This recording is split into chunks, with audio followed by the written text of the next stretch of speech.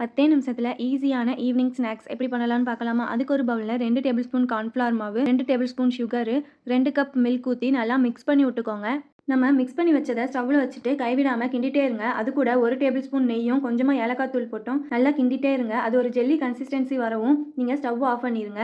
அப்புறமா ஒரு பவுல்ல 1 கப் சேமியா எடுத்து அதை சின்ன சின்னதா பிச்சு விட்டுக்கோங்க. அதை பிச்சு விட்டுட்டு 1 கப் ஹாட் வாட்டர் ஊத்தி ஒரு 2 மினிட்ஸ் சோக் பண்ணி வச்சுக்கோங்க.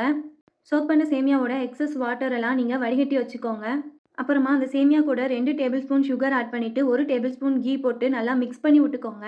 அப்புறமா ஒரு பணியாரக்கல்ல கீ தடவி நம்ம மிக்ஸ் பண்ணி வச்சிருந்த சேமியாவை ஒரு லேயர் மாதிரி கொடுத்து நல்லா ப்ரெஸ் பண்ணி விட்டுக்கோங்க. நான் வீடியோவில் காட்டுற மாதிரி.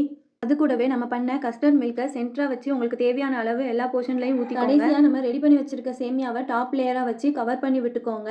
ஒரு 5 மினிட்ஸ் லோ ஃப்ளேமில் வச்சு வேக வச்சு எடுத்துக்கோங்க. இது பணியாரம் போல் திருப்பி விட்டு வேக வச்சு எடுத்துக்கோங்க. அவ்வளோதாங்க, ஒரு சூப்பரான ஈவினிங் ஸ்நாக்ஸ் சேமியா ஸ்டஃப்டு பணியாரம் ரெடி. ட்ரை பண்ணி பார்த்துட்டு மறக்காம கமெண்ட் செக்ஷனில் சொல்லிட்டு போங்க. Bye bye.